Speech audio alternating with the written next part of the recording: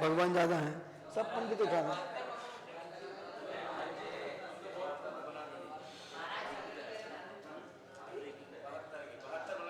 ननु सुबह सागर जी सुन लो, हेतु अपच धर्म तो निषेध है। हेतु में अपच धर्म का निषेध कर रहे हैं। मनोंदी पूर्वोक्त द्वेषेर्थः सनुप्रतिष्ठां निम्नगम्यते निवृत्तां वृष्टि निम्नां काम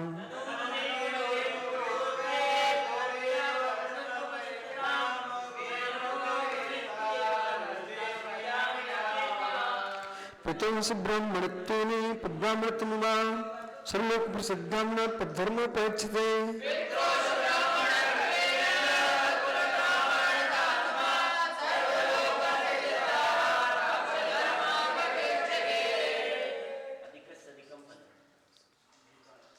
नदी पूर्व, अरे भाई ये 3 सागर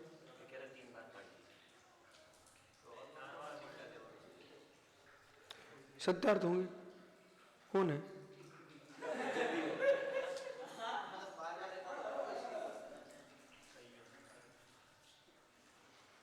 मधुपुर है, एक सत्याश्री माता जी भी है।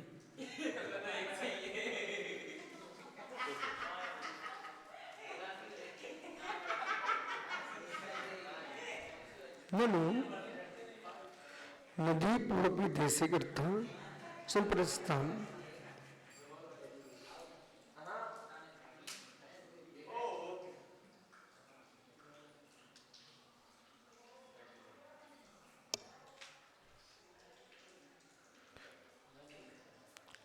नदी के पूर्व अद्य अधो देश से थोड़ा सा कठिन है। तुम लोग सुन समझ क्यों नहीं रहे? या नहीं समझ तो नहीं समझ पा रहे हो। अपच धर्म निषेधा, पहले तो ये देखो, जो पच धर्म नहीं है वह है अपच्छ, जो पच धर्म है वो अपच्छ। एक एक शब्द समझो तो समझ में आएगा। जो हमारा पक्ष है उस अपच्छ सत्व है, विपक्ष की व्यापत्ति है। जो पक्ष का धर्म नहीं है वह हेतु नहीं होता। जो पक्ष का धर्म नहीं है हेतु नहीं होता, ऐसा कथन करना सर्वथा सत्य क्या? जो पक्ष का धर्म नहीं है तो पक्ष धर्म तो व्याप्ति मानो पक्ष धर्म तो हेतु। जो व्याप्तिमान पक्ष का धर्म है वो हेतु है, व्याप्तिमान पक्ष का धर्म है वो हेतु है, जैसे व्याप्ति घटित हो। अब वो कह रहे हैं नदी पूर्व अपि अधो देशे कृताम वृत्त समुपरिस्थिताम, ये नदी में बाढ़ नीचे के प्रदेश में होती है। नदी में बाढ़ नीचे के प्रदेश में होती है। पर सुनो ध्यान से, तुरंत हाँ मत बोल देना। जब तुम पक्ष विपक्ष को पक्ष धर्म नहीं हुआ हेतु नहीं मानते हो तो फिर इसको हाँ क्यों कर रहे हो? नदी की बाढ़ प्रदेश के नीचे होती है, किंतु नियमोगम्य व्यक्ता उस नियम्य साधन से ऊपर के प्रदेश में हुई नियामक साध्य भारी भारसा का अनुमान होता ही है। अब नदी के नीचे और नदी के ऊपर जो आगे पानी बह रहा है वो नीचे कहलाएगा और उसके ऊपर कहलाएगा। जैसे नदी यहां से जा रही है तो आगे की ओर नीचा और आने की ओर ऊंचा, ठीक है ना? अचानक नदी में नीचे बाढ़ आ गई, इसका मतलब क्या? ऊपर बारिश हुई है, लेकिन ये पक्ष सम्यक नहीं है। मेरी भाषा सुनो फिर आगे बोलते।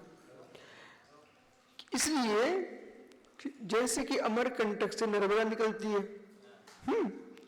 तो आप कह रहे हो कि नर्मदा अमरकंटक में पानी गिर गया इसलिए नर्मदा जो गुजरात में बाढ़ आ गई, ये नियामक नहीं है। अमरकंटक में पानी ना भी गिरे और बीच में पानी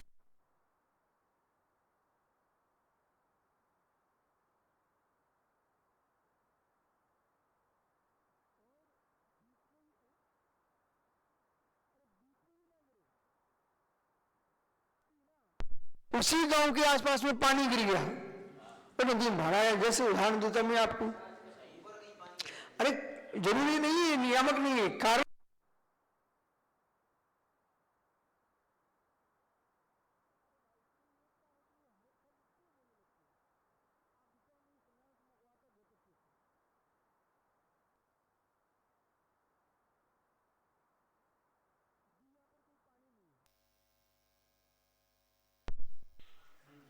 बारिश हो रही है मतलब छत से पानी गिर रहा है, टपक रहा है।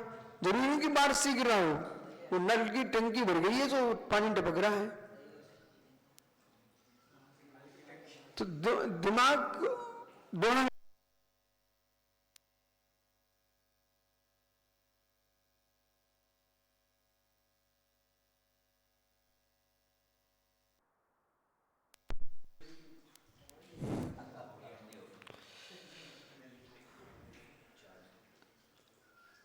देखो, कल तो तुम कह 2 बार हो चुका, तुम्हें ये समझ में नहीं आ रहा था पहले तक, जो अभी समझ में आ रहा है बोली ईमानदारी से, हैं? हाँ, अब फालतू की बातें करते लोग। अब जैसे कि यहां पर छोटे छोटे नदी नाले, कोई ऊपर के पर्वत से नहीं आ रहे, नाला गांव में ही पानी गिर जाए तो नदियां भर जाती हैं, नालियां भर जाती हैं, मार रुक जाते हैं। अब नबी नैनागिर गए थे, नैनागिर में जरा सा जहां पर निकले थे वहीं से, वहां पर इतना सा स्थान था जहां कोई बीज नहीं था, उसमें बच्चा खत्म हो गए थे। जो सम्मेशकर में माता पिता बने थे उनका इकलौता बेटा था, नैनागिर जा रहा था, बस अब बच्चे सुनते कहाँ, मानते कहाँ हैं, उन्हें लगता है यहाँ तक आगे घुस जाओ, उस नरवा में घुसे, बहा में चला गया, बच्चा खत्म हो गया। छोटा सा था, परंतु जब बारिश गिरती ना पहाड़ पर ऊपर से, तब पानी का भाव तेज था, जैन समाज के बच्चे खत्म हो गए थे। कोई भी समझते हूँ।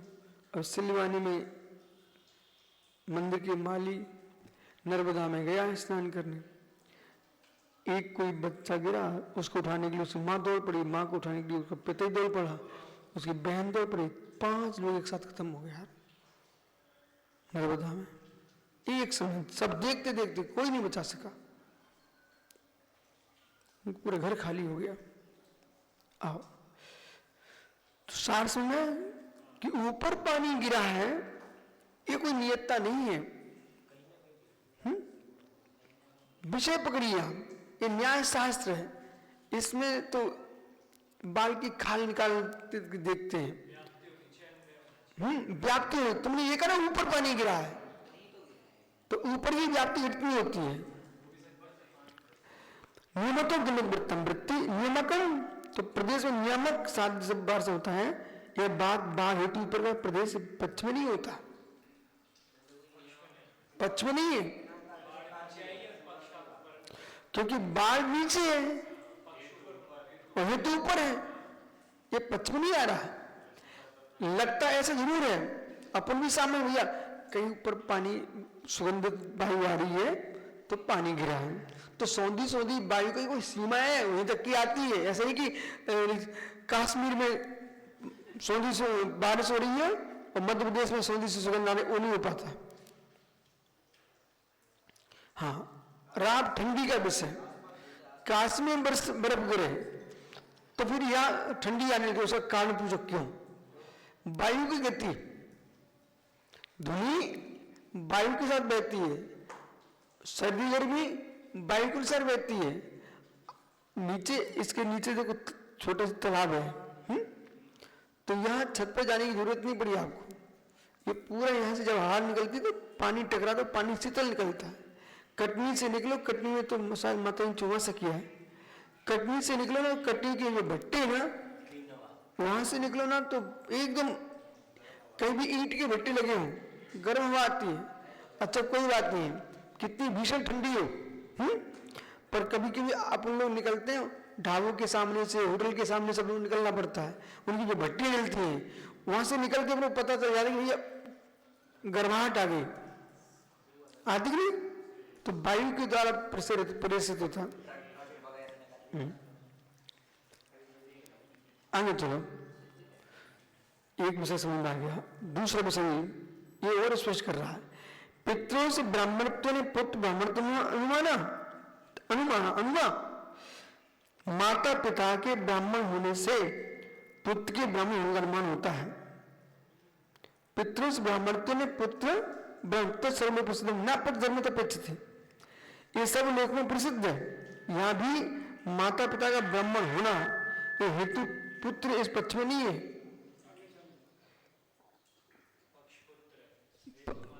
हेतु माता पिता है और पत्र पक्ष तुम्हारा पुत्र है, तो इस हेतु में पद धर्म होना जरूरी नहीं है। समझ में आया कुछ?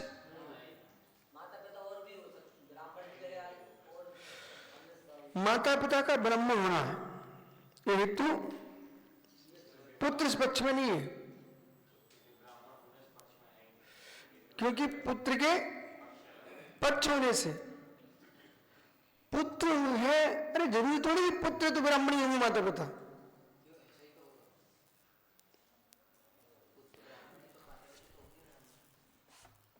कोई नियम है क्या? कोई के भी पुत्र हो सकता है, दत्तक पुत्र हो सकता है, माता पिता कहता है, लेकिन पुत्र ब्राह्मण नहीं है, क्षत्रिय का बेटा ले लिया, वैश्य का बेटा ले लिया, दत्तक पुत्र आ गया। थोड़ा रुको 2 मिनट। तो माता पिता का ब्राह्मण हेतु पुत्र इस पक्ष में नहीं आता, हेतु में पक्ष धर्म होना जरूरी नहीं है। वही कह रहे हैं हेतु में पक्ष धर्म होना जरूरी नहीं है। जैसे ऊपर पृष्ठो देवा अधो देश नदी, ऊपर के प्रदेश में वर्षा हुई है, अन्यथा नीचे नदी की बाढ़ आई है, इसकी उत्पत्ति नहीं लगती। पुत्र ब्राह्मण माता पितरो ब्राह्मण से अन्यथा पुत्र ब्राह्मण है क्योंकि माता पिता ब्राह्मण होने से अन्यथा नहीं हो सकता, अनुमान हेतु पक्ष का धर्म नहीं है। हेतु इत्य आय अपच धर्मस्वापी गमगत चे न धर्म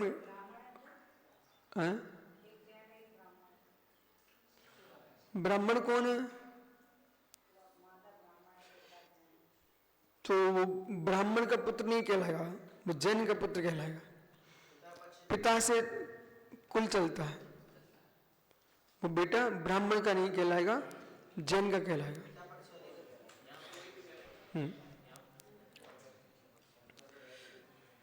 शादी का बोध करा, किंतु शंका कार्य सुन तो जाओ।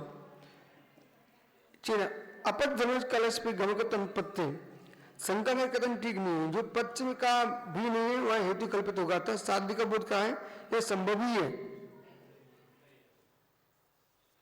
शादी का बोध हो इससे वो संभव है, क्या समझे? शादी का बोध हो जाए, चाहे वो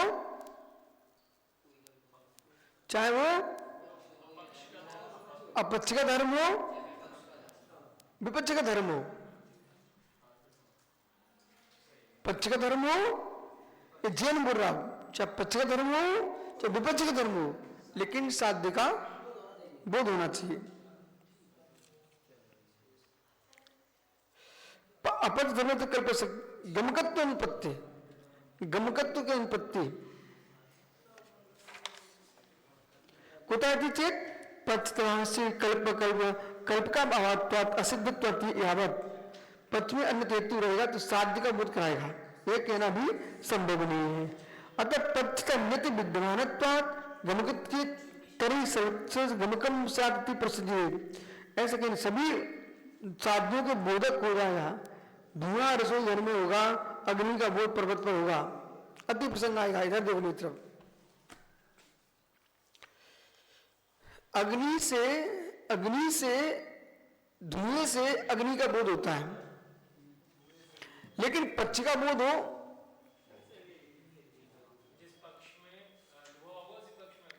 हाँ, तो सारे पक्ष, अब धुआं तो पर्वत पर है